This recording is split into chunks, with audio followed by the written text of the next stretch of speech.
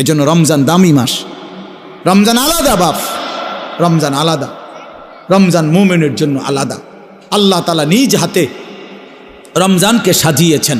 আল্লাহ বলছে রমজান আমি সাজাইলাম, এই যে প্যান্ডেল আপনারা সাজাইছেন, রমজান আল্লাহ নিজে সাজাইছেন। আল্লাহ বলে বান্দা দেখো আমার সাজটা আমি সেট আপ করলাম, রমজান তুমি শুনো আমার কাছে।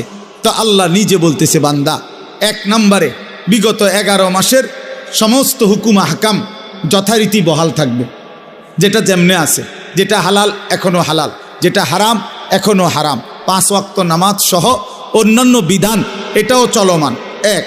অতিরিক্ত আরও কিছু ইবাদত দিলাম। পুরা 1 মাস রোজা, পুরা মাস ইফতার, পুরা মাস সাহরি, পুরা মাস 20 রাকাত তারাবি। তাহলে এই সবগুলো নতুন ইবাদত, মানে রমজান উপলক্ষে নতুন সংযোজন, ঠিক কিনা বলেন?